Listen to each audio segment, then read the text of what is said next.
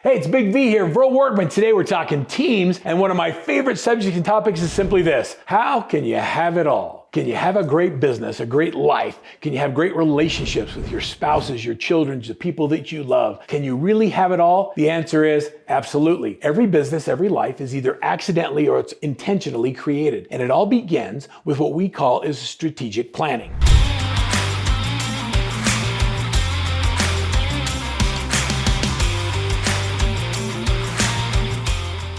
So I want to talk today about a brand new program that we've called a one-page business plan. And in our one-page business and strategic plan that I'm going to give you right at the end of this video, I'm going to share with you how we think about how to create and have a life that serves you. Most people, especially entrepreneurs, create businesses that become their lives. I want you to think about that. Are all your friends in your business? Are all your friends the people that work for you? Are they your clients? Or do you have relationships and friends outside? Do you have close relationships with your family, your siblings, the people that you grew up with or want to interact with? When your business becomes your life, have you really created the life that you want? What we encourage everybody to do is first to take a look at their life. And on our one-page business plan, we'll say, what I'd like you to do is define what it means to live well. Interesting concept, isn't it? What does live well mean? I remember meeting A.D. Kessler. A.D. Kessler was the grandfather of creative real estate. He was a Vietnam veteran that came back from Vietnam, penniless and broke, and with $1 walked into a factory and said, I'd like to buy an option on this property. I'll give you $1 and I'm going to change the use of it. I'm going to change the purpose. I'm going to get it rezoned. I'm going to put it on the market. This is the price I'll pay for it today. When I repurpose it, I'm going to exercise my option when it's sold. He went out and turned it and sold it and made money, did it over and over and over and over again until he became a real estate billionaire. I met AD when he was 78 years old and he was still knocking doors. His focus was to help families that were in distressed situations find a way out of their distressed financial situation. And I asked AD, I said, AD, why do you still work? You have $1 billion. He's a billionaire. And he said, because for me,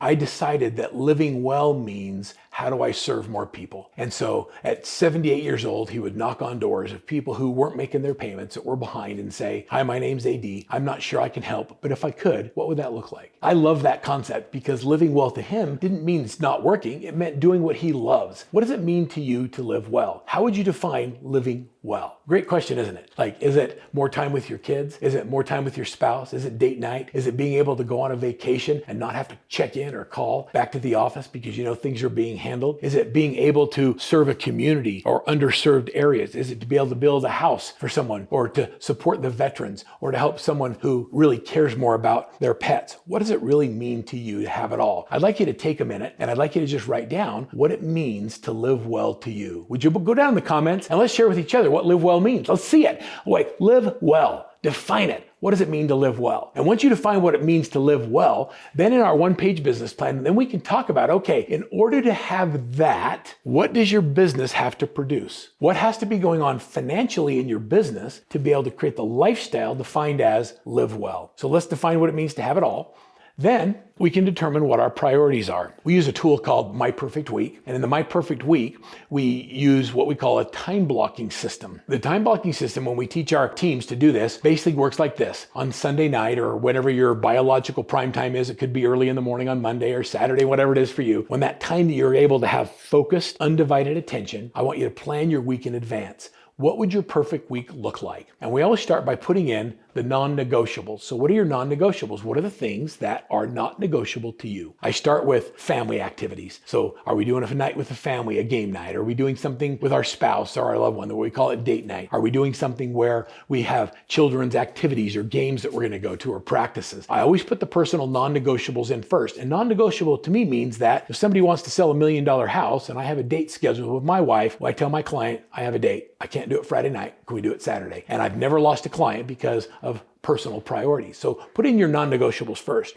The next is then we put in our money-making activities and then we define what actions need to happen in order to do it. Your mindset and defining what living well means allows you to build a business that creates the lifestyle rather than the business that becomes the lifestyle. So how do you make that work? Some of you might be thinking, well, that works really good for you, Verl, but that didn't really work for me. Like, as busy as you think you are, let me tell you about my life. I'm an entrepreneur. I own multiple companies. I have 6 children, 10 grandchildren, and I want to be involved in all of their lives. And a sweet wife that I've been married to for 37 years. And so how do you really have all of those things and be present in the lives of all those people who rely upon you. It's intentional creation. It's deciding what's important and then prioritizing those things. Instead of saying, this may not work for you, I want you to just ask yourself this question. How can I take what Verl is teaching me today and make it work for me? How can I make it work for me? Not, I don't think it works for me. Think about it. How can I make it work? What are the course corrections? So here's some activities that I like to say will help you clearly define your goals and clearly define how to build prioritization in your life. Are you ready? Here's my list. Number one, reflect on what your family, faith, friends, fun, and fitness means to you. What are those 5 F's? What are the 5 things? And what are the finances is it going to take to support that lifestyle? The next decide and define the lifestyle that you really want. You know, not everybody wants to have a big house and fancy cars. I've seen that those things don't actually create any happiness. What I found is that having a moderate lifestyle and the ability to make a difference in other people's lives gives me way more joy than having a nicer car or a bigger house. And so what does your definition of success look like? Really define it. And then once you've defined that lifestyle, build the lifestyle that you want, and then build a business that creates that lifestyle. Being clear about your life goals and sharing them with your partner, your spouse, your significant other, your children, your employees, your family members, your partners. I want you to think about that. When you clearly articulate those goals to the people around you, they become more real. And I am blown away at how many people in our lives will buoy us up and remind us of our goals when we're falling short. That's why we share them and we pronounce them to the world. Next is focus on progress, not perfection. That means as you're making steps that get you closer to your goals, if you fall short of your goals, good for you. Matter of fact, I believe if you're always hitting your goals, you're not setting them high enough. I call it failing up. I constantly fail. If I didn't fail, I would never grow. If you always hit your goals, you're sandbagging. So set your goals beyond what you believe is possible, and then let's figure out how to fall just a little bit short. And then next year we get a little bit better as we set them higher. Fail up. As a leader, your role is not to do everything you can to accomplish your goals. Did you hear me just say that? It's not about me accomplishing my goals. What I've learned as a leader is if I can understand the people who I lead or the people that I serve, if I know what their goals are and I help them get everything they want, I've learned that I'll get everything that I want. I love it when somebody says they want to buy a home or they want to graduate from college or they want to do something different. And if there's anything in my power to help them get closer to their goals, I'm going to create a system and a process that will help them achieve their goals. And by helping them with their goals, I find that I get everything I want in mine. Having it all means having great balance. It means when you're with your family, you're present with your family. When you're at work, you're present with your team, your employees, or your clients. It means that you have balance. It doesn't mean that you do them all at the same time. It means that you're present wherever you are. So wherever you are, I'm just going to encourage you to just be there. The last thing is to practice intentional creation. Decide that you're not going to let the universe create your lifestyle. You're going to intentionally create the lifestyle you want